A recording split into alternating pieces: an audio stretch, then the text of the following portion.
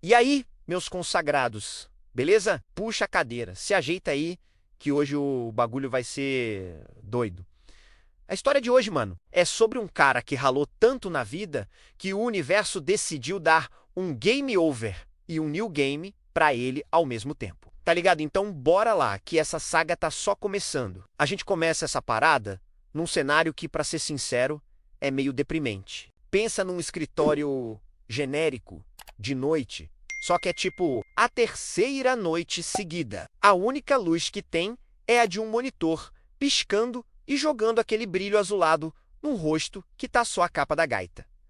Esse aí, mano, é o nosso prota, Kintai-san, um programador de 32 anos que, nesse exato momento, está parecendo mais um zumbi de 80. O cara tá há mais de 72 horas acordado, trampando num projeto que o chefe dele prometeu que era pra ontem. Tá ligado aquele trampo que suga sua alma? Então, a mesa dele é um caos. Copo de café instantâneo vazio, embalagem de salgadinho, mais um copo de café. O cara tá movido a cafeína e pura força de vontade, que já está no finalzinho. Os olhos dele tão vermelhos, ardendo. E cada vez que ele digita uma linha de código, parece que o cérebro dele dá uma tela azul. Ele está exausto, num nível que a gente nem consegue imaginar. O corpo todo dói, a cabeça lateja. Ele só queria uma coisa, uma única coisa, a cama dele. Mas não, né? Tinha que entregar o bendito do projeto. No meio desse sofrimento todo, ele tem um único escape. Do lado do código, numa aba minimizada, tá a salvação dele, um web novel. O nome, Crônicas do Murim Sangrento. Épico, né? É aquela história clássica de artes marciais, seitas demoníacas. Seitas justas. E um protagonista que começa fraco e vira o Saitama do mundo antigo. Para ele, ler aquilo era como respirar, enquanto o mundo real dele era cinza e cheio de bugs para corrigir. O mundo de Murim era vibrante, perigoso e emocionante. Ele para de digitar por um segundo. O corpo simplesmente não responde mais. Ele clica na aba da novel só para dar uma olhada. O protagonista da história, Baek Jin-woo, tinha acabado de derrotar um vilãozinho de quinta categoria, um tal de Jin Woo-yeon, da seita das sombras carmesim. Tai-san até dá um sorrisinho cansado pensando bem feito, otário.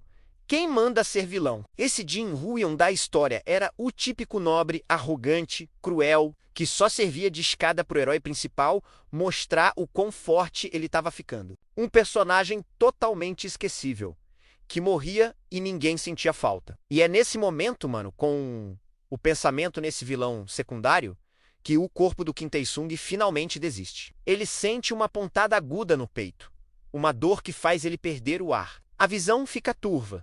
O som do teclado do colega do lado some. Tudo fica abafado. A última coisa que ele vê é a tela do computador, com a página da novel aberta. A última coisa que ele pensa é: eu só queria dormir um pouco. E aí, mano, escuridão. Fim da linha. O cara morreu de tanto trabalhar, karoshi, tá ligado? Morte por excesso de trabalho.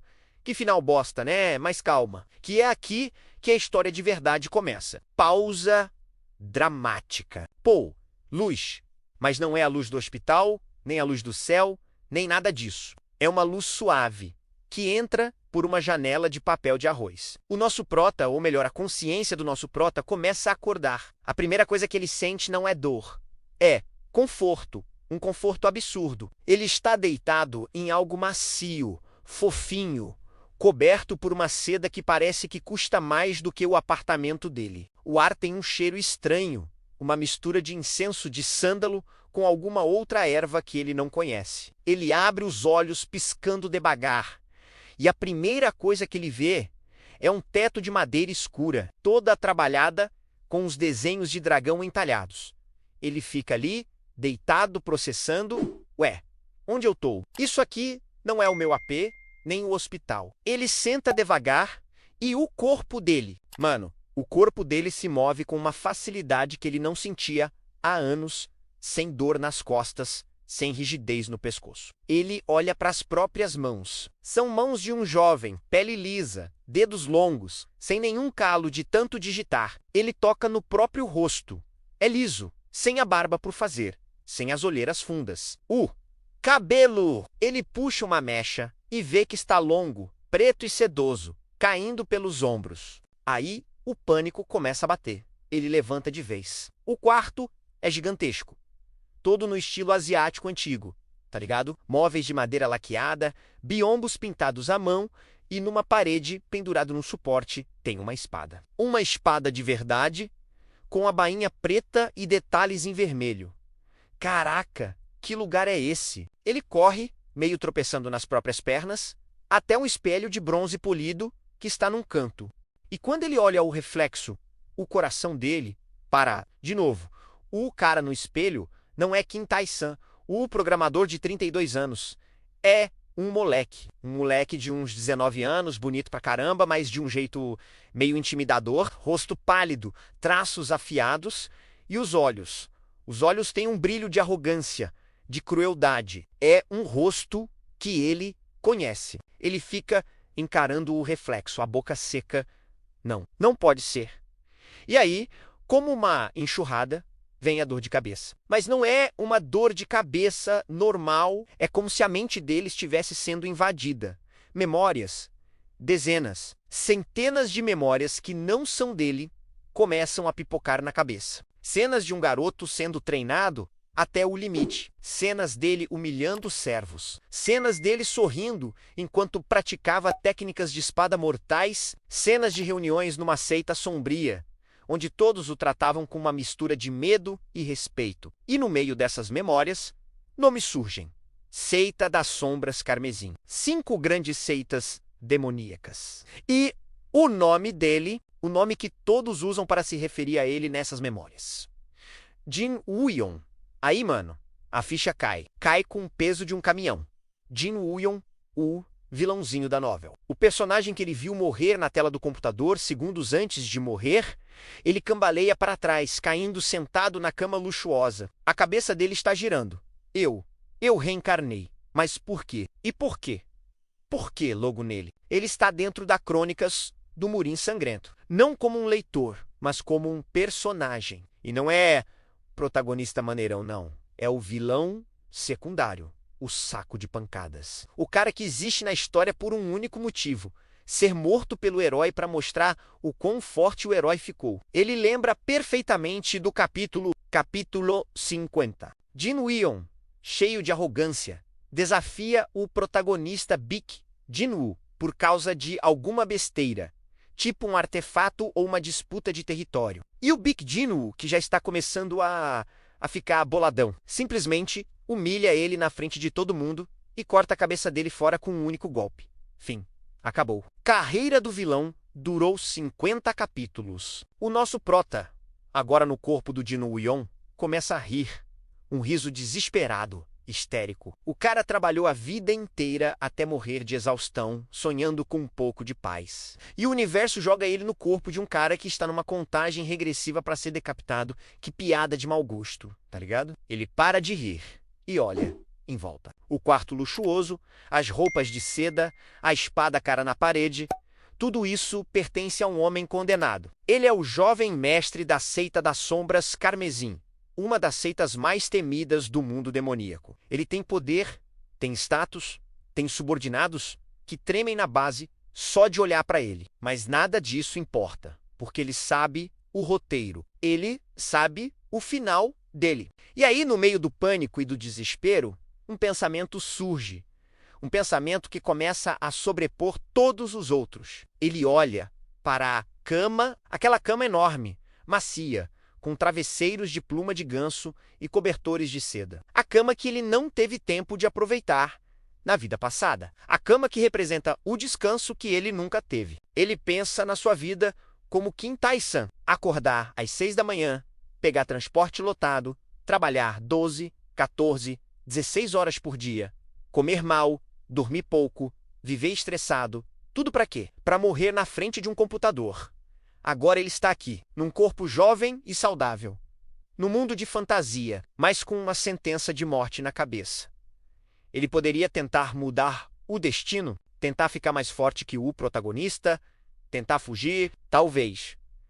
Mas aí ele olha para a cama de novo. E uma decisão A decisão mais importante da sua nova vida se forma na mente dele. Uma decisão que desafia toda a lógica daquele mundo de cultivo e poder. Ele se levanta, caminha lentamente até a cama, se joga nela com tudo e se afunda nos lençóis de seda. Ele fecha os olhos, respira fundo o cheiro de sândalo e um suspiro de puro alívio escapa dos lábios dele. Eu vivi trabalhando até a morte. Ele pensa, a voz mental dele soando exausta, mas ao mesmo tempo determinada nesta vida. O protagonista foda-se e aceita o destino. Eu só vou descansar.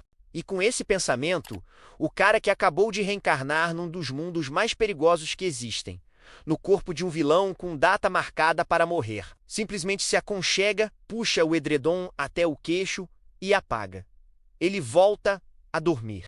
Mano, imagina a cena. O jovem mestre cruel e ambicioso, Jin Woo-yeon, que deveria estar planejando sua próxima maldade, sua próxima conquista, está lá, roncando que nem uma pedra. O mundo de Murin se dane, mas a gente sabe, né? O destino não é algo que você pode simplesmente ignorar, principalmente quando você é um personagem de web novel. O roteiro está escrito, e o mundo não vai parar de girar só porque o nosso prota decidiu tirar uma soneca. A pergunta que fica é, por quanto tempo ele vai conseguir manter essa paz? O que vai acontecer quando a realidade bater na porta dele de novo? Porque, pode apostar, ela vai bater. E vai bater com força. No último capítulo, nosso prota, o programador Kim Tai-san, bateu as botas de tanto trabalhar e acordou no corpo de um vilão de web novel, o tal do Jin Woo-yeon. E qual foi a primeira decisão executiva dele nessa nova vida cheia de perigos e artes marciais?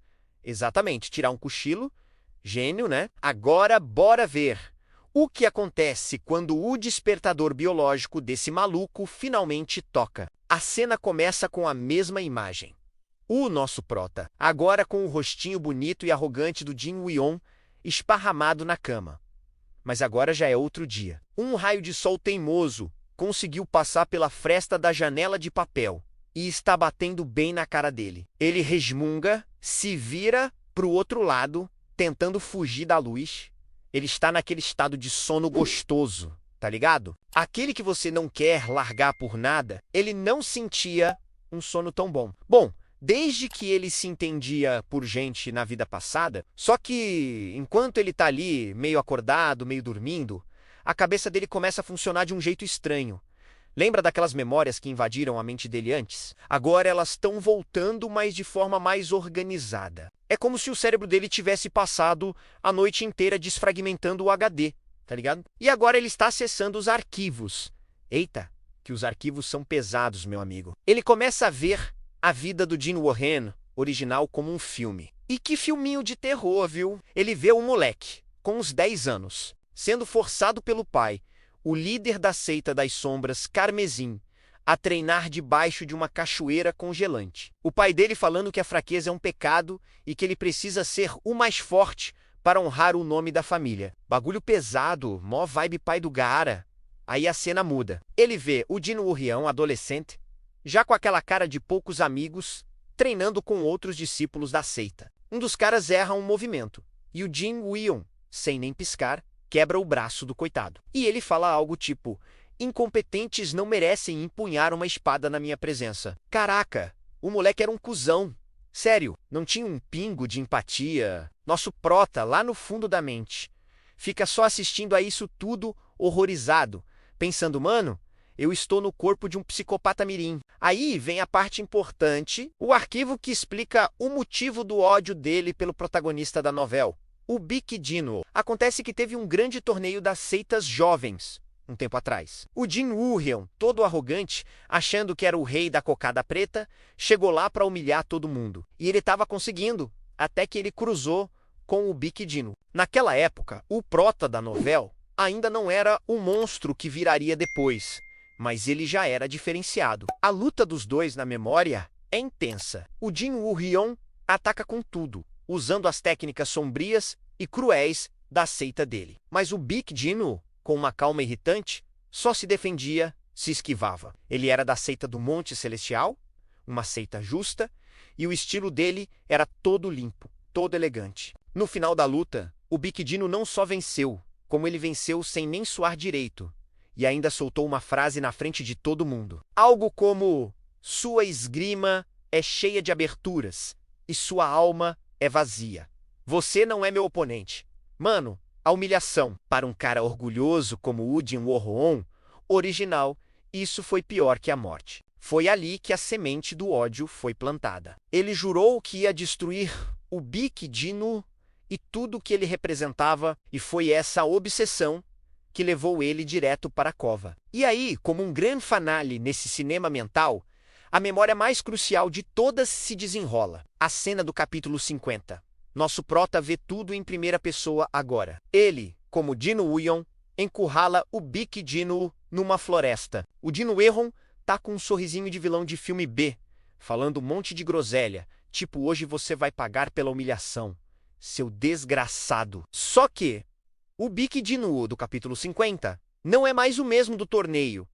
O cara tá diferente, a aura dele é pesada, o olhar é frio como gelo. Ele passou por um monte de perrengue, ficou mais forte, absorveu uns elixires doido lá. O roteiro favoreceu ele, né, Moris? Enquanto o Dino Woo-yeon tava lá, parado, curtindo a própria maldade, o Big Dino nem responde. Ele só puxa a espada. O Dino Woo-yeon, da memória, até ri, achando que vai ter uma luta épica. Ele avança, a espada dele brilhando com uma energia negra. E é aí que acontece. Num piscar de olhos, num único movimento, a visão do nosso prota gira. Ele vê o próprio corpo, sem cabeça, caindo no chão. E a última imagem é o rosto sereno do Big Dino guardando a espada, sem nenhuma gota de sangue nela. Limpo, rápido, humilhante. E pá, one shot, o prota da novel arranca a cabeça dele. Fora só pra mostrar que subiu de nível. Fim da linha. Nosso prota acorda de vez com um pulo, o coração batendo a 1000 por hora. Ele está suando frio. Aquilo não foi um sonho, não foi uma lembrança de leitura, foi real. Ele sentiu o vento da lâmina no pescoço. Ele viu a própria morte pelos olhos do personagem. Caralho, ele sussurra, a voz rouca. Ele senta na cama olhando pro nada, processando a parada toda. Então é isso, meu destino é virar um ponto de experiência pro protagonista. Eu sou só um NPC de quest, um MAB que dropa o item satisfação do leitor. O desespero bate forte. Ele olha para as próprias mãos de novo. Mãos de um jovem mestre, de um artista marcial talentoso. Um talento que só serviu para levá-lo à morte. Ele poderia treinar, tentar ficar mais forte que o Big Dino. Ele lembra do esforço do Dino Woo-yeon original. O cara treinava dia e noite, era um gênio cruel. E mesmo assim, foi varrido do mapa como poeira. Como ele, um programador sedentário, ia conseguir superar isso? Ele balança a cabeça. Não, impossível. Competir com o protagonista de uma história é como tentar ganhar uma corrida contra um cara que tem o poder de se teleportar para a linha de chegada. O autor está do lado dele. O universo está do lado dele. É uma batalha perdida. E aí, o pânico começa a diminuir e no lugar dele, uma outra sensação, muito mais familiar, começa a tomar conta. Uma sensação de cansaço. Um cansaço existencial. Ele olha em volta do quarto de novo. O sol da manhã iluminava tudo, fazendo o ouro dos móveis brilhar. A brisa que entrava pela janela era fresca. O silêncio era pacífico. Ele olha para a cama. A cama. A da cama mais confortável do universo. Fofinha, cheia de travesseiros, com lençóis que parecem um abraço. Ele pensa na sua vida antiga. Acordar antes do sol nascer, o alarme estridente, o café requentado, o trânsito, o chefe gritando. Ele lutou e morreu. O Jin Woo-yeon original também lutou, treinou, planejou e morreu. Uma clareza absurda, uma epifania divina, desce sobre ele. Qual o ponto? Ele pensa...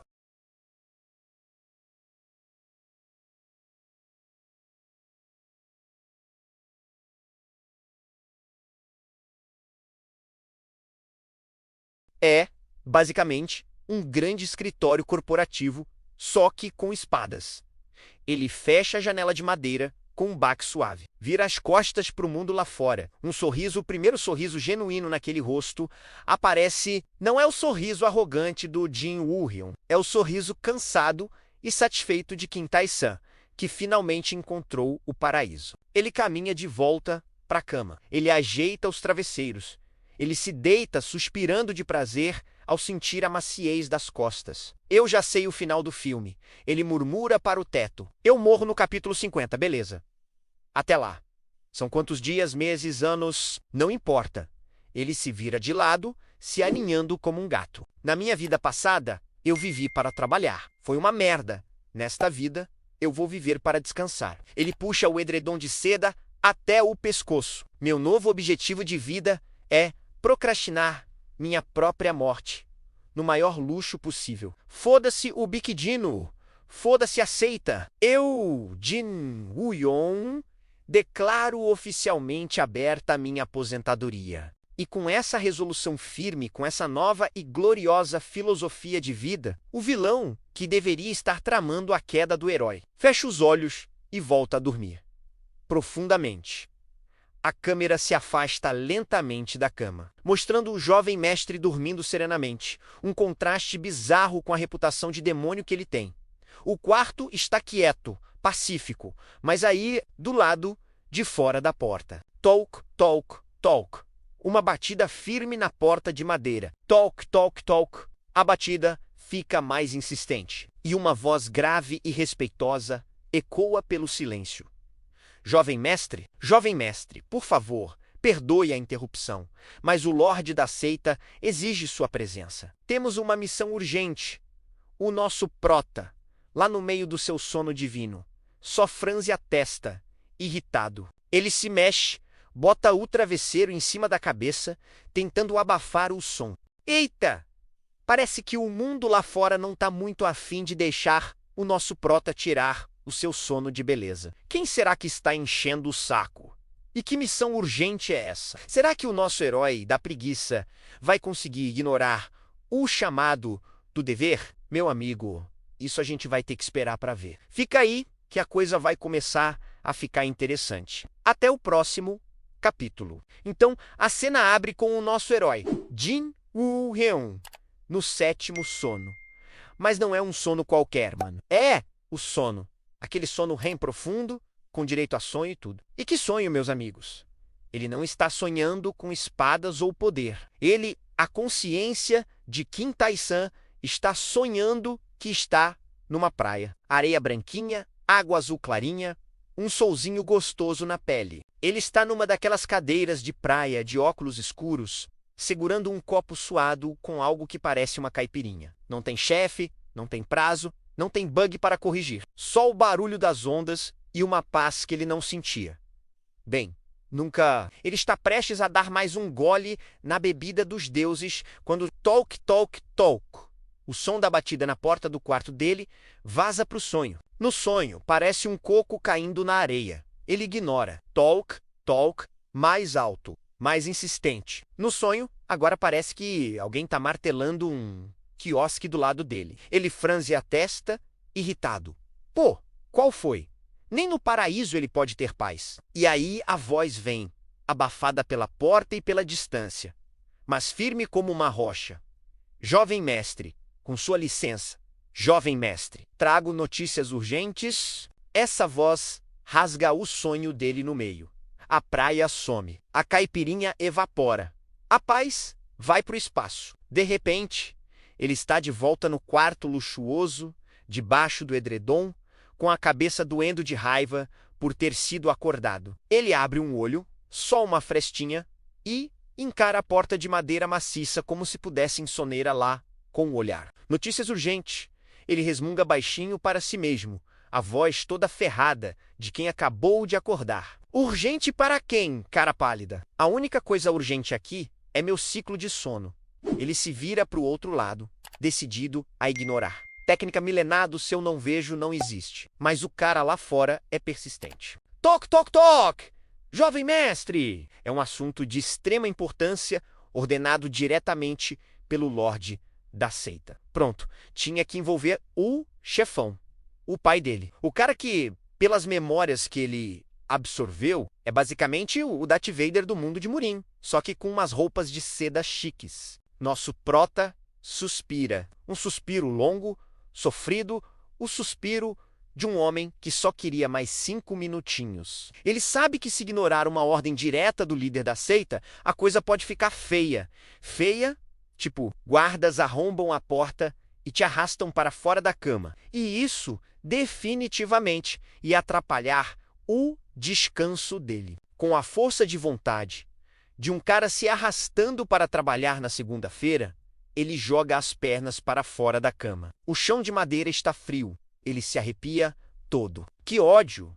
Ele se levanta, o cabelo comprido e preto todo bagunçado, o pijama de seda amassado. Ele parece um príncipe da Disney depois de uma rave de 3 dias. Ele caminha até a porta, arrastando os pés, e a abre com uma brutalidade sonolenta. Do outro lado está o cara da voz. E, mano, que cara... O bicho é um armário, 2 metros de altura, ombros mais largos que a porta e uma cara de poucos amigos que faria um pitbull atravessar a rua. Ele está vestido com um uniforme negro dos guardas de elite da Seita das Sombras Carmesim e nas costas dele tem uma espada que parece mais um poste. Esse aí, nosso prota reconhece das memórias. É o Mok'dan, o subordinado mais leal e mais forte do Din Wuhong original. O braço direito, o pau para toda a obra. Basicamente, o gerente de projetos do mal. Mok'dan, ao ver a porta se abrir, imediatamente se curva num ângulo de 90 graus. Uma reverência perfeita, cheia de respeito e um pouquinho de medo. Jovem mestre, perdoe-me a ousadia em perturbar seu descanso. Nosso prota só fica ali, encarando o topo da cabeça do cara, piscando lentamente. A mente dele, ainda meio grogue, tá processando a cena, certo? Armário gigante. Meu subordinado quer alguma coisa. Que preguiça. Ele boceja. E não é um bocejo pequeno, discreto. É aquele bocejo, um bocejo que vem da alma, que estala a mandíbula e faz os olhos lacrimejarem. Um bocejo que diz: eu preferia estar em coma a ter essa conversa agora. Mok'dan ouve o bocejo e fica ainda mais tenso, achando que o jovem mestre está irritado com a interrupção. Ele continua curvado, sem coragem de levantar a cabeça. Jovem mestre, o Lorde nos concedeu uma missão de grande honra, a oportunidade que esperávamos para mostrar o poder de nossa seita. Aí ele finalmente levanta a cabeça. Os olhos do Mok'dan tão brilhando de fanatismo, de sede de poder, ele está empolgadaço. Informações chegaram. Uma pequena aldeia nas fronteiras do território da seita da Lâmina Justa. Eles estão protegendo um artefato antigo, o orbe do espírito da montanha. Dizem que ele pode purificar e ampliar o que de um cultivador em 10 vezes. Enquanto Mok'dan fala, todo animado, parecendo um vendedor de polishop anunciando uma faca Guinso 2000, a mente do nosso prota dá um estalo. Orbe do espírito da montanha, aldeia. Seita da Lâmina Justa. Ele já ouviu essa história antes. Ele congela. É a missão, a porra da missão do capítulo 5, na novel original. Essa missão é o ponto de virada. É o começo de toda a merda. O Din Wuhong, na sua arrogância, lidera o ataque. Ele massacra a aldeia, mas na hora de pegar o orbe, quem aparece para defender os inocentes? Sim, ele mesmo, o protagonista com P maiúsculo, Bik Jin-woo, que por uma coincidência do destino, estava passando por ali. Os dois se enfrentam. O Din Wuhong consegue ferir o Bik Jin-woo e roubar o orbe. Mas o Bik Jin-woo sobrevive e jura vingança. É essa missão que acende o pavio da rivalidade que culmina na decapitação do capítulo 50. O nosso prota tá ali, parado, e na cabeça dele tá passando um filme em fast forward.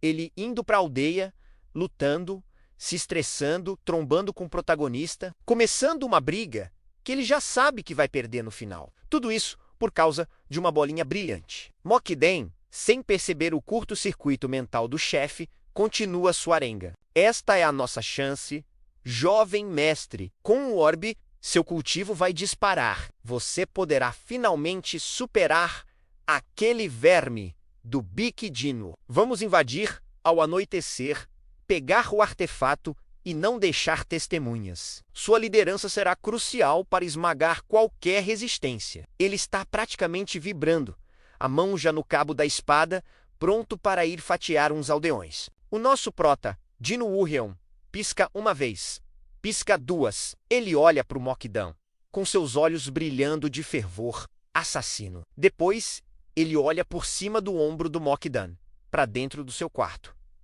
Ele vê a cama, a caminha dele, fofa, quentinha, convidativa, o santuário da paz. Ele olha de volta para o Mok'dan, a cara de vamos tocar o terror.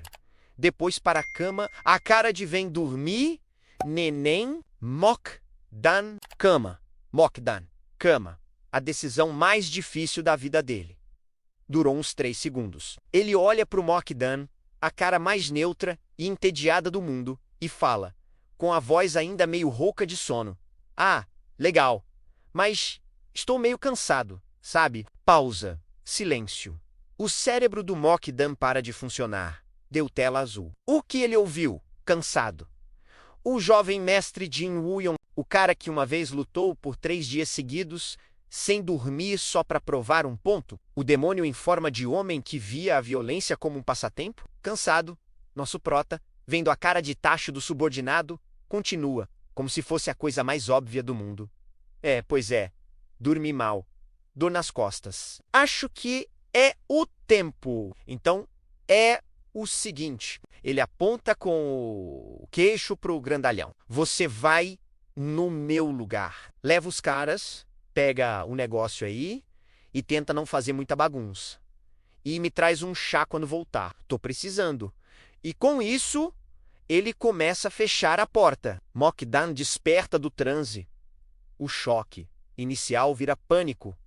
Robemestre, espere. Ele praticamente grita, colocando a mão na porta para impedir que ela se feche. O que o Senhor quer dizer com eu vou no seu lugar? Esta é uma missão de honra. Sua presença é necessária. Foi uma ordem direta do seu pai que você liderasse. O prota suspira de novo, dessa vez com uma impaciência genuína. Mano, qual parte do tô cansado você não entendeu? Eu estou exausto, moído, só o pó da rabiola. Eu não tenho condição de liderar nenhuma fila de pão agora, quanto mais um ataque a uma vila. Vocês são a tropa de elite? Não são. Se virem. Agora, se me dá licença, Mok'dan está desesperado. A mente dele não consegue computar essa situação. Isso nunca aconteceu. O jovem mestre recusando uma chance de lutar, de humilhar inimigos, de ganhar poder. Isso é um teste? É alguma estratégia psicológica super avançada que ele não está entendendo. Mas, jovem mestre, ele insiste, a voz quase suplicante. A honra da seita, a sua reputação, o que os outros vão pensar se o senhor se recusar a lutar, e o Big Deno. Essa é a chance de obter o poder para esmagá-lo. Ao ouvir o nome do protagonista, o nosso prota para por um segundo. Ele abre a porta de novo, só um pouquinho. Encara o Mok'dan por um instante. Mok'dan acha que conseguiu, que despertou o espírito de luta do seu mestre. Mas o Dino Wurrion só inclina a cabeça, com uma expressão de pura confusão. Big Jin. Quem? O cara lá? Foda-se ele. Jin Wurrion, 19 anos, com aparência de vilão arrogante. Rosto pálido de traços afiados. Olhos frios, cabelo longo e preto até os ombros. Corpo jovem e ágil, vestindo sempre roupas luxuosas vermelhas de seda do Murim. Bum! Se eu tô cansado, foi um tapa. Essa frase foi um gancho de direita no queixo do Mok'dan. Foda-se o Big Dino, o arqui-inimigo. A razão de todo o esforço e treinamento do jovem mestre nos últimos anos. Nosso prota não dá nem tempo pro cara processar o nocaute. Ele simplesmente empurra a mão do Mok'dan da porta, olha para ele com o máximo de seriedade que consegue reunir e diz: escuta aqui, o grandão. A única coisa que eu vou esmagar hoje é esse travesseiro com a minha cabeça. Agora vaza. E não me acorde de novo, a não ser que o prédio esteja pegando fogo. E mesmo assim, pense 2 vezes. E com um claque final, ele fecha a porta na cara do subordinado mais leal e mortal da seita. Ele tranca a porta por dentro, o som do ferrolho correndo soa como uma sentença final. Do lado de fora, Mok'dan fica parado, olhando para a porta fechada completamente perdido. Que caralhos acabou de acontecer? O mundo dele virou de cabeça para baixo. O sol nasceu no oeste, o inferno congelou e do lado de dentro, nosso prota nem pensa duas vezes. Ele atravessa o quarto, se joga na cama com um gemido de satisfação, puxa o edredom de seda quentinho até o nariz e se enterra no conforto. O mundo lá fora que se exploda. A missão, o artefato, o protagonista. Tudo o problema dos outros. Mas enquanto ele se aconchega, prestes a voltar para o seu sonho na praia, ele não tem ideia do que sua decisão acabou de causar.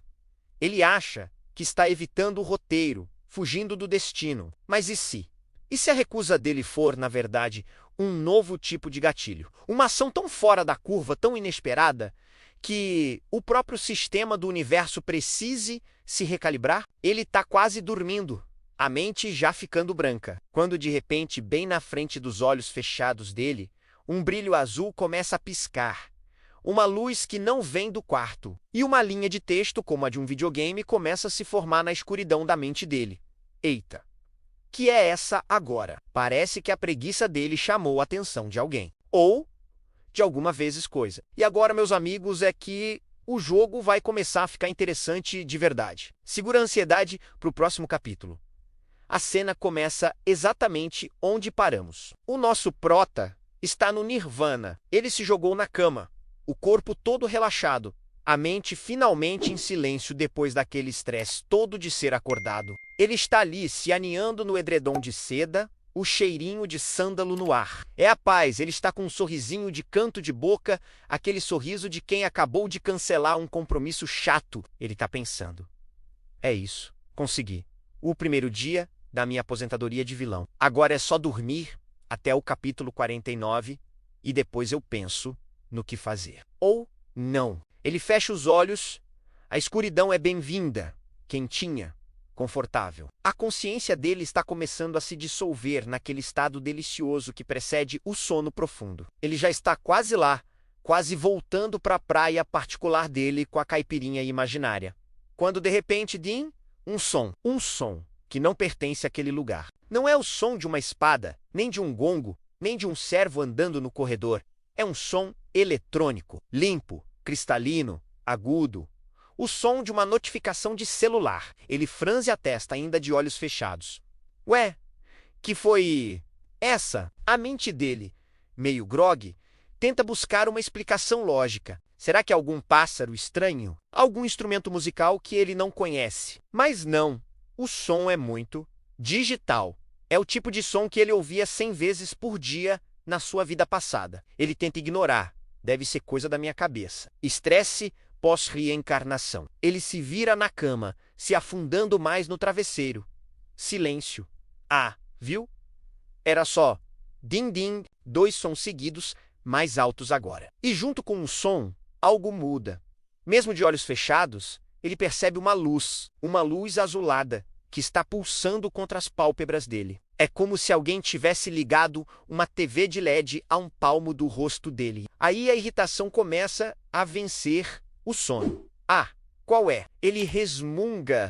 Ele abre os olhos, pronto para xingar quem quer que seja o infeliz que está com uma lanterna mágica na cara dele. E ele congela. Não tem ninguém no quarto, não tem lanterna, mas bem na frente dele, flutuando no ar a uns 2 metros da cama. Tem uma tela retangular, translúcida, de um azul vibrante, com letras brancas brilhando nela. É tipo uma interface de filme de ficção científica, mano. Tá ali, parada no ar, imóvel e completamente fora de lugar, naquele quarto de madeira antiga. Ele fica olhando para aquilo, a boca ligeiramente aberta. O cérebro dele, que é a mente de um programador do século XXI, e o cérebro de um jovem mestre do mundo Murim entram em conflito. Cérebro de programador, holograma, interface de realidade aumentada. Alguém hackeou meu campo de visão? Isso é tecnologicamente impossível. Jin Woo-hyun, 19 anos, com aparência de vilão arrogante, rosto pálido de traços afiados, olhos frios, cabelo longo e preto, até os ombros. Corpo jovem e ágil vestindo sempre roupas luxuosas vermelhas de seda do Murim. Cérebro de Murim, uma arte demoníaca, uma ilusão de um inimigo, uma armadilha do Lorde da seita para testar minha lealdade? Ele se senta devagar na cama, sem tirar os olhos da tela. A primeira reação dele é cautela. Ele circula um pouquinho do Ki do corpo, uma habilidade que ele herdou do Jin Wuyan original, e foca nos olhos. É uma técnica básica para ver através de ilusões. Mas nada acontece. A tela continua lá, sólida, nítida. Não é uma ilusão. Ok, não é uma ilusão. Ele sussurra para si mesmo, o coração começando a acelerar um pouco. Então, o que é? Ele, como bom profissional de TI, tenta a abordagem lógica. Ele olha em volta, procurando um projetor, alguma fonte de luz. Nada. A tela parece gerar a própria luz. Ele estica a mão devagar, com medo de levar um choque ou ter a alma sugada, e tenta tocar na tela. O dedo dele atravessa o holograma como se fosse fumaça. Mas ele sente uma leve estática, um zumbido de energia no ar. Ele coça a cabeça, completamente confuso. E aí ele foca no que está escrito na tela. As letras são brancas, numa fonte que parece a Times New Roman, acredita? Totalmente sem estilo. E o texto pisca lentamente. Análise do hospedeiro concluída. Compatibilidade 99,8%. Causa da morte na vida anterior. Karoshi, morte por excesso de trabalho. Maior desejo da alma. Descanso e inatividade absolutos. Vetor de personalidade dominante. Preguiça procrastinadora crônica. Nosso prota lê aquilo e o queixo dele cai no chão. O quê? Como assim aquela coisa? Leu a vida dele, leu a alma dele. Preguiça procrastinadora crônica? Pô, precisava ofender também? Ele fica encarando as palavras, chocado. Isso é muito específico. Não pode ser uma armadilha genérica. Aquilo sabia sobre Kim Tai-san. Sabia como ele morreu. Sabia o que ele mais queria na vida. Enquanto ele está nesse estado de choque, o texto na tela some e um novo aparece, com outro DIN para anunciar. Com base nos parâmetros analisados, foi selecionado o protocolo de ascensão ideal, inicializando bem-vindo hospedeiro, sistema de cultivo pela preguiça ativado.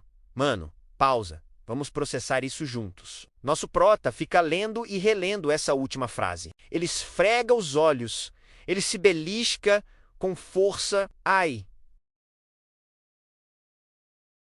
Não! Ele não está sonhando. A tela ainda está lá. Sistema de cultivo. Pela preguiça, um sorriso lento, mas muito, muito largo, começa a se formar no rosto dele. Primeiro, é só um cantinho da boca. Depois o outro.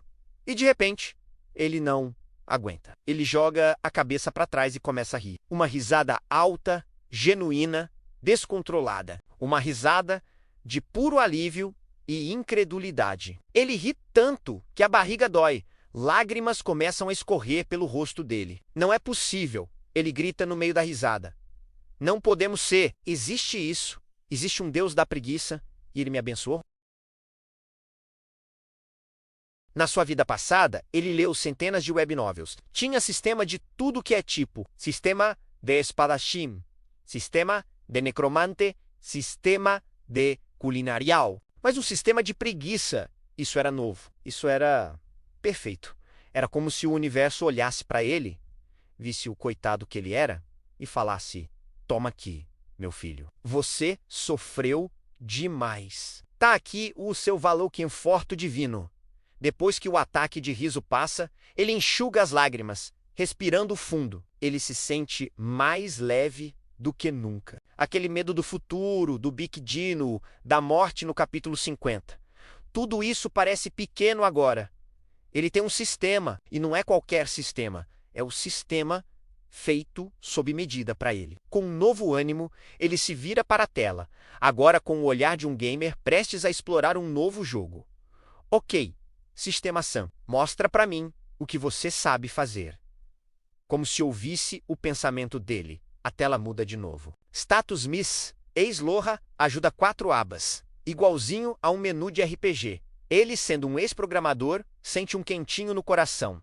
É uma EU, o UX familiar. Ele pensa status, e a aba brilha, abrindo uma nova janela. Janela de status nome.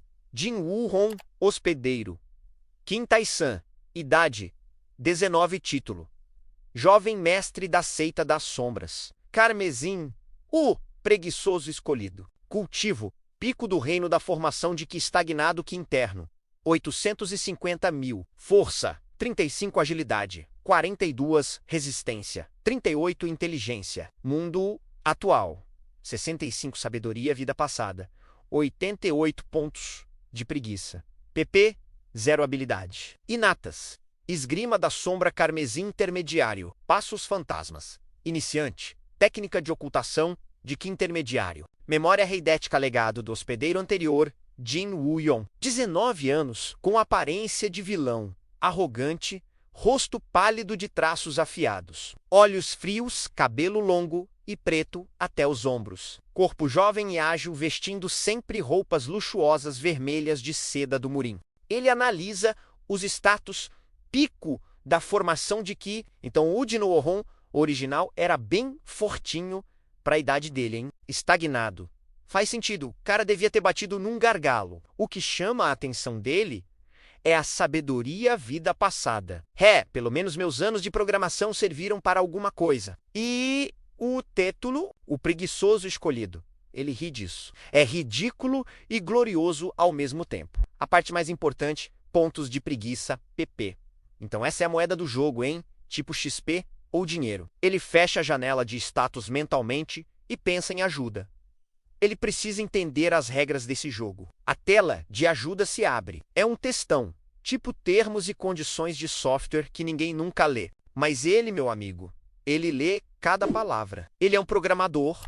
Ele sabe que o diabo mora nos detalhes. Guia do sistema de cultivo pela preguiça, um princípio fundamental, o universo busca o equilíbrio. Sua morte por excesso de esforço gerou uma anomalia kármica. Este sistema foi criado para corrigir essa anomalia, recompensando a inatividade e punindo a produtividade. Em resumo, quanto menos você fizer, mais forte você ficará.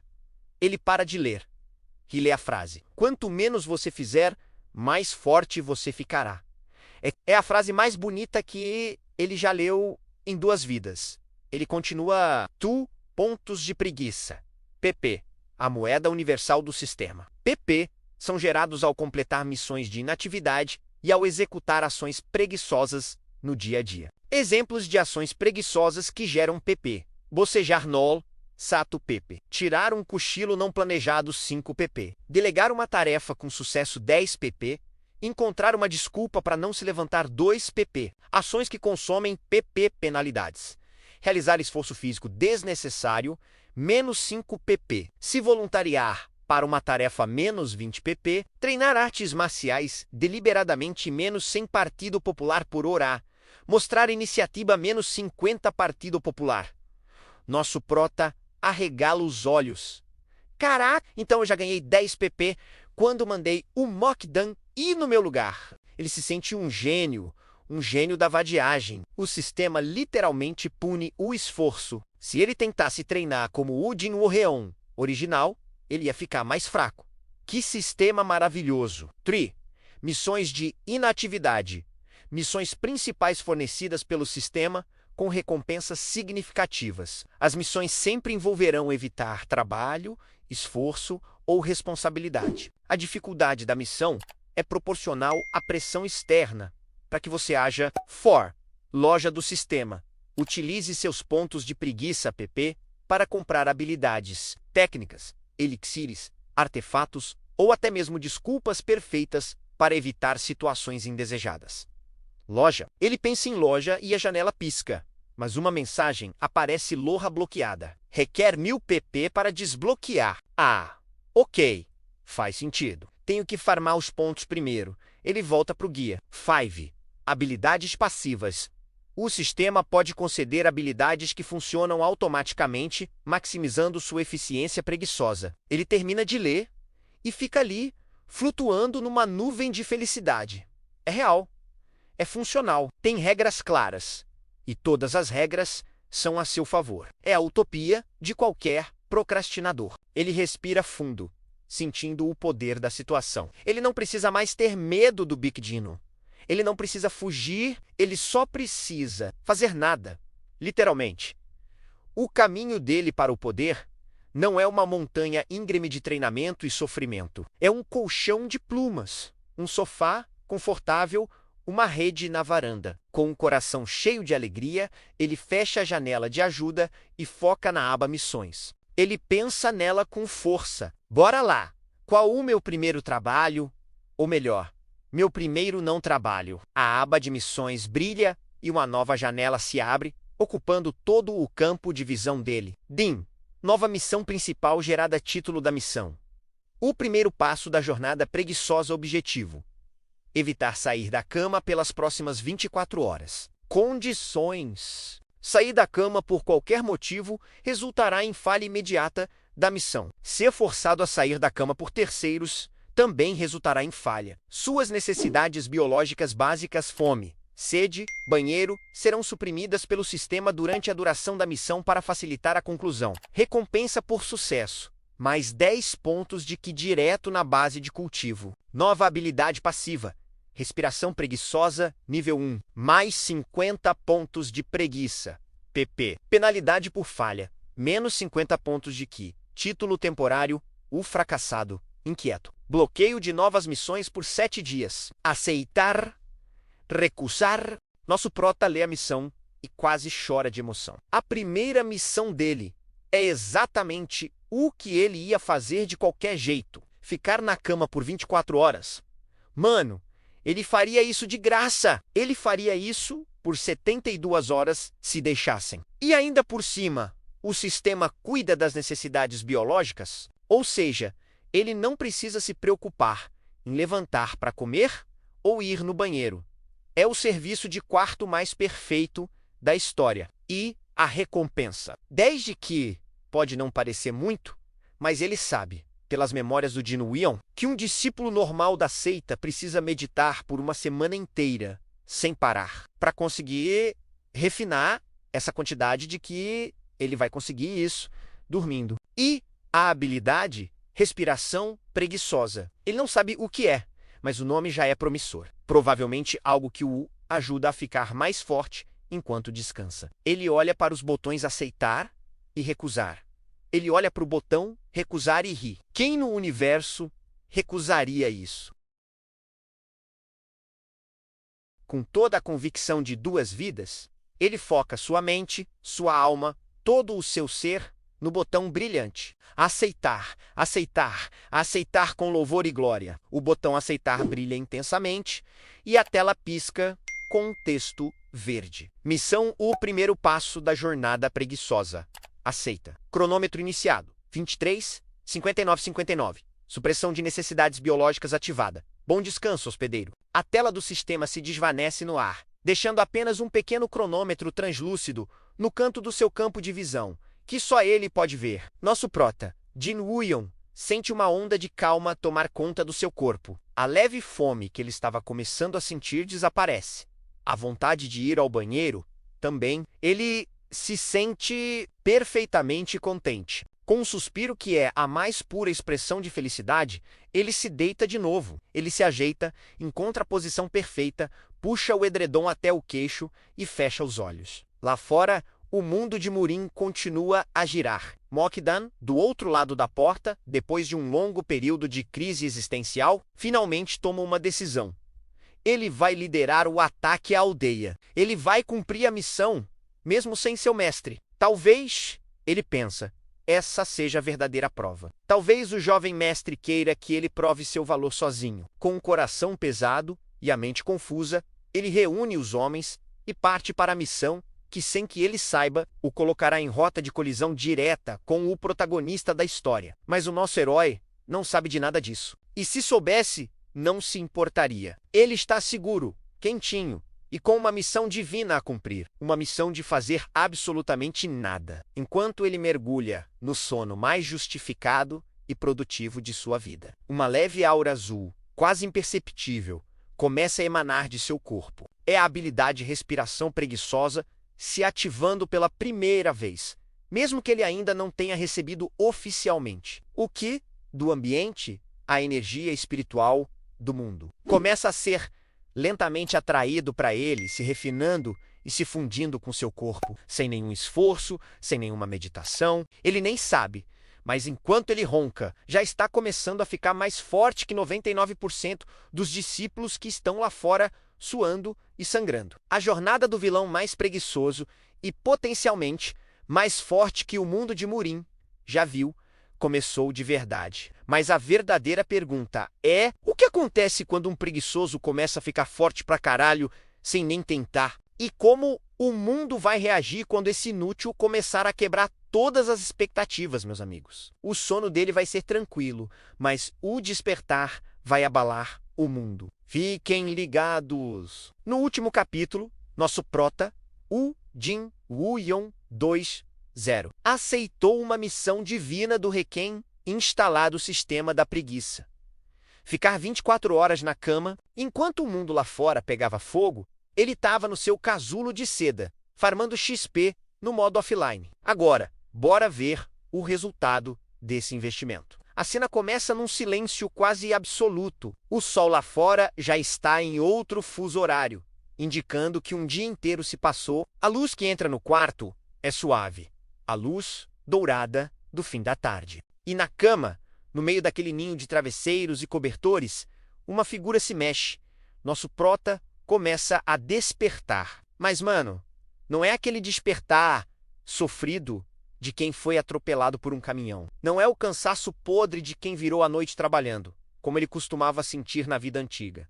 É diferente. É um despertar lento, gostoso. Ele se espreguiça e o corpo dele estala de um jeito satisfatório. Ele se sente leve, revigorado. É a sensação de quem dormiu por uma semana num hotel 5 estrelas, depois de um ano de trabalho escravo. Ele se sente mais vivo, mais limpo por dentro, do que em qualquer momento das suas duas vidas. Caraca! Ele sussurra, a voz clara, sem o ranço de quem acabou de acordar. Que sono foi esse? Ele se senta na cama e a primeira coisa que nota é que não tem dor nas costas, não tem torcicolo, não tem nada. Ele se sente ótimo, ótimo pra caralho. E é nesse momento que o som familiar ecoa na mente dele. Din, um som longo e triunfante, como se ele tivesse passado de fase num jogo. E a tela azul, que ele já considera sua melhor amiga, aparece flutuando na frente dele, brilhando mais intensamente do que antes. Missão principal concluída. Primeiro passo da jornada preguiçosa foi um sucesso. Análise de desempenho perfeita. O hospedeiro não demonstrou o menor indício de iniciativa ou vontade de se mover durante as 24 horas. Pontuação SSS+, entregando recompensas. Nosso prota lê aquilo e dá um sorriso orgulhoso. Ele tirou a nota máxima em ser inútil. Eu nasci para isso, ele pensa, todo pimpão. A tela pisca e as recompensas começam a aparecer, uma por uma. 10 pontos de que foram injetados diretamente no seu núcleo espiritual. No momento em que essa frase aparece, ele sente uma onda de energia quente que surge no centro do seu peito e se espalha por todo o corpo. Não é violento, é suave, como tomar um copo de água morna num dia frio. Ele sente seus meridianos, os canais de energia do corpo, se expandindo um pouquinho, fortalecendo. Ele fecha os olhos e consegue ver o que dentro dele. Antes era 850, agora ele sente que está mais cheio, mais potente. O sistema não mentiu. Ele ficou mais forte. Dormindo, a próxima recompensa aparece. 50 pontos de preguiça PP adicionados à sua conta. Saldo atual, 50 PP. Continue acumulando para desbloquear a loja do sistema. Boa, 50 pontinhos já na estreia. Falta pouco para 1000. Se eu continuar nesse ritmo, em 20 dias de pura vadiagem, eu já posso comprar alguma coisa. A mente de programador dele já está fazendo as contas, otimizando a preguiça. E aí vem a joia da coroa. Nova habilidade passiva adquirida. Respiração preguiçosa, nível 1. Descrição da habilidade. Uma técnica de respiração subconsciente que absorve e refina automaticamente o que do ambiente enquanto o hospedeiro está em estado de repouso dormindo, meditando ou simplesmente sem fazer nada. A eficiência da absorção aumenta com o nível da habilidade e a qualidade do ambiente. Nível 1. Absorve que há uma taxa equivalente a 1 hora de meditação de um cultivador comum para cada 4 horas de sono. Nosso prota lê a descrição e o cérebro dele dá uma travada. Ele lê de novo e de novo. Peraí, ele faz a conta. Se eu dormir 8 horas por noite, que é o meu objetivo mínimo de vida agora, isso equivale a 2 horas de meditação intensa, todo dia, sem fazer absolutamente nada. Ele fica em choque. Nas memórias do Dino Horror original, ele se lembra do sacrifício que era cultivar. O cara passava noites em claro, sentado em posição de lótus, suando em bicas, forçando o Uke a circular, lutando contra a dor e o cansaço mental, tudo para avançar um pouquinho. Mestres de seitas passavam décadas em reclusão para conseguir um avanço de reino. E ele consegue o mesmo resultado, ou até melhor, enquanto sonha com praias e caipirinhas. Mano, isso não é um cheat. Isso é quebrar o jogo. Isso é jogar no modo criativo do Minecraft. Enquanto todo mundo está no survival hardcore, ele murmura, os olhos arregalados. Isso é perfeito demais. A tela do sistema se apaga. Ele fica ali, sentado na cama, processando a magnitude da sua nova habilidade. Ele precisa testar. Ele fecha os olhos, tentando se concentrar como o Dinuion faria. Ele tenta sentir o quê do ambiente, puxar para dentro de si, circular pelos meridianos, mas ele não sente nada acontecendo. Ele franze a testa. Ué, não está funcionando? Mas aí ele para. Ele para de tentar. Ele simplesmente relaxa, respira fundo e não faz nada. E no momento em que ele para de se esforçar, ele sente. É sutil. Uma corrente minúscula de energia, como um fio de seda invisível, está sendo puxada do ar do quarto e entrando por seus poros, pela sua respiração. Ela flui para o seu núcleo espiritual de forma lenta, constante e automática. Ele não precisa fazer nada. O corpo dele está fazendo tudo sozinho. Se a cultivação do Dino Horror original era como tentar baixar um arquivo de 10 GB com internet discada, tendo que clicar, tentar novamente toda hora. A dele agora é uma conexão de fibra ótica de 1 GB, baixando em segundo plano enquanto ele assiste Netflix. Ele abre os olhos e a expressão dele é de pura, absoluta e transcendental felicidade. Ele descobriu o sentido da vida, e o sentido da vida é ser preguiçoso. Mas a felicidade de pobre, a gente sabe, dura pouco. Asterisk Crash. Asterisk, um barulho alto vem do lado de fora do quarto. Um barulho de algo pesado caindo, seguido de um gemido de dor. O som corta a paz do quarto como uma faca. Nosso prota pula de susto. Que é essa? O instinto inicial dele é correr para ver o que aconteceu. Mas aí ele para. Não, calma. Missão nova. Não se meter em problema dos outros. Ele se ajeita na cama, pronto para ignorar. Mas aí ele ouve passos se arrastando. Passos pesados, irregulares e uma respiração ofegante, sofrida. Os passos param bem na frente da porta dele. Toque, toque. A batida é fraca, hesitante. Completamente diferente da batida firme e insistente do dia anterior. Uma voz rouca, cheia de dor, chama do outro lado. Jovem mestre. Sou eu, Mok'dan. Eu retornei. Merda. O gerente de projetos do mal voltou, e pelo som, o projeto não deu muito certo. Nosso prota suspira. Ele não quer lidar com isso. Ele realmente não quer. Ele pensa em fingir que está dormindo. Mas a curiosidade, a maldita curiosidade que ele herdou de Quintai-san, fala mais alto. E para ser sincero, ele quer saber o que aconteceu na missão que ele pulou fora. Ele quer a fofoca. Com um suspiro de mártir, ele se levanta. Sistema, isso conta como esforço? Ele pensa. Nenhuma notificação aparece. Ufa! Abri a porta para ouvir fofoca? Tá liberado. Ele vai até a porta, destranca e abre. E a cena que ele vê é chocante. Mok'dan está ali, mas não é mais o armário imponente do dia anterior. Ele está apoiado na parede, e se não fosse por ela, ele já teria desabado. A armadura negra dele está toda amassada e rachada em vários lugares. Tem um corte fundo no braço esquerdo, amarrado com um pedaço de pano sujo de sangue. O rosto dele está pálido, com um arranhão feio na bochecha. E o olhar dele, que antes era de fanatismo e orgulho, agora é de pura humilhação e derrota. Ele parece um cachorro que apanhou feio na rua. Ao ver o jovem mestre, Mokdan tenta se endireitar, tenta fazer a reverência, mas as pernas dele falham e ele quase cai. Ele se apoia na parede de novo, a cabeça baixa. Jovem mestre, ele começa, a voz trêmula. Nós falhamos. Nosso prota levanta uma sobrancelha. Ele esperava um problema, mas não um fracasso total. Falharam? Como assim? Vocês não eram a tropa de elite. Era só uma aldeia. Mokdan aperta os punhos, a vergonha queimando no rosto dele. Nós subestimamos, jovem mestre. A aldeia tinha protetores. Eram mais fortes do que a inteligência indicava. Ele respira fundo, como se a lembrança doesse. Mas o problema não foi esse. Nós teríamos dado conta deles.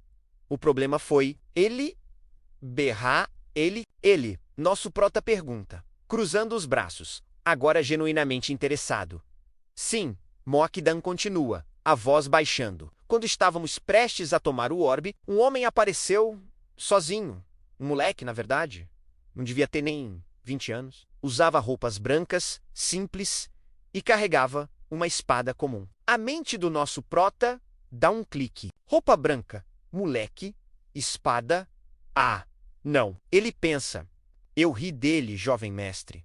Eu e meus homens. Um garoto da seita justa tentando parar a elite das sombras carmesim, mas aí ele sacou a espada. A voz de Mokdan vacila. A esgrimal dele nunca vi nada igual. Era limpa, pura, cada movimento era perfeito, sem um pingo de energia desperdiçada. Ele não lutava, ele dançava, uma dança mortal. Ele derrotou 10 dos nossos melhores homens em menos de 1 minuto, sem sofrer um arranhão.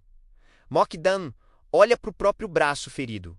Eu o enfrentei. Usei a técnica da sombra devoradora, minha habilidade mais forte. E ele simplesmente desviou, como se estivesse vendo em câmera lenta, e contra-atacou. Um único golpe. Se eu não tivesse recuado no último segundo, teria perdido meu braço. Ou a cabeça. Nosso prota tá ali, parado, ouvindo tudo. Ele já sabe quem é. Ele sabe exatamente quem é. É o roteiro, o maldito roteiro se desenrolando bem na frente dele, mesmo ele tentando fugir. O protagonista, Bikidino, fez sua entrada triunfal. Nós fomos forçados a recuar. O orbe, ele o pegou. Nós falhamos.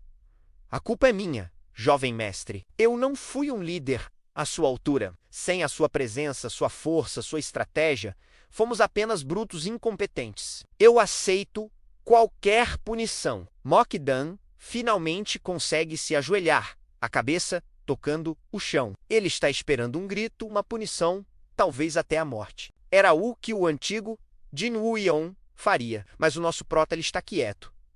Ele está processando. Então, ele não ir para a missão não impediu o confronto, só mudou quem apanhou. Em vez dele ser humilhado, foi o subordinado dele. O resultado final, para o protagonista, foi o mesmo. Ele apareceu, salvou o dia, pegou o item e ainda ganhou XP, derrotando um bando de vilões. Uma sensação estranha toma conta do nosso prota. Não é raiva, não é decepção. É alívio, um alívio gigantesco. Ufa! Ainda bem que eu não fui, ele pensa. Imagina o mico. Eu teria tomado uma surra na frente de todo mundo.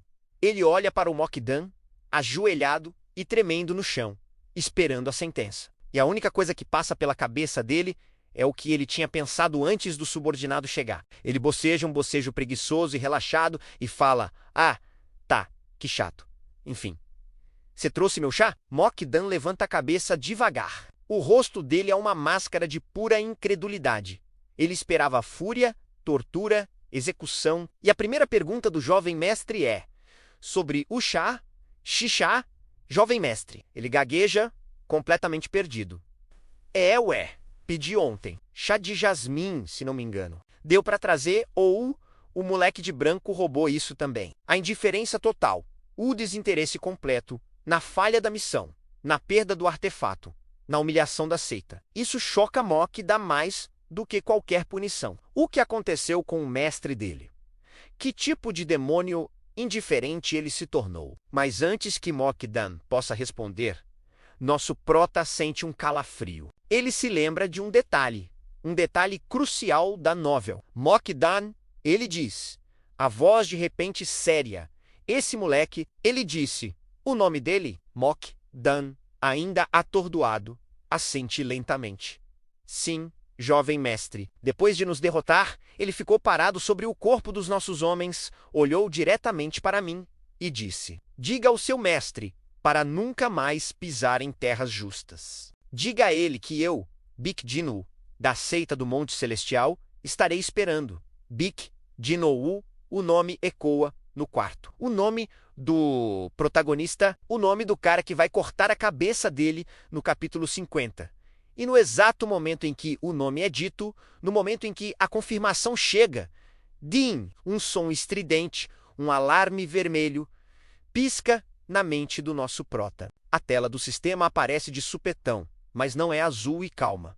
É vermelha, piscando como um alerta de emergência. Alerta! Alerta de rota da história. A inatividade do hospedeiro causou uma divergência significativa no enredo original. Personagem-chave Mokdan sofreu derrota humilhante. Orgulho do Lorde da seita foi ferido. Consequência iminente detectada. Nova missão de emergência gerada. Título da missão: Sobreviva à fúria do pai. Objetivo: o Lorde da seita. Seu pai está furioso com o fracasso e principalmente com sua recusa em liderar. Ele está vindo até seus aposentos para exigir uma explicação. Sobreviva ao encontro sem ser morto ou aleijado. A insuficiência renal aguda do Lorde da seita está a 3 minutos de distância. Nosso prota lê aquilo e todo o sangue some do rosto dele. O conforto, o alívio, a felicidade, tudo evapora. O coração dele dispara. 3 minutos. O chefão final da seita demoníaca, o pai psicopata dele, está vindo tirar satisfação. E ele sabe, pelas memórias do Jin-woo Yen, que tirar satisfação com esse cara envolve ossos quebrados e cultivo aleijado. Ele olha para o cronômetro vermelho na tela, que já marca 02:59. 2:58, a sua aposentadoria tranquila. A sua vida de paz e sossego. Tudo isso está prestes a ir pelo ralo. Ele olha para o cronômetro, depois para o Mokdan confuso no chão. E uma única palavra escapa dos seus lábios, resumindo perfeitamente a sua situação. Fudeu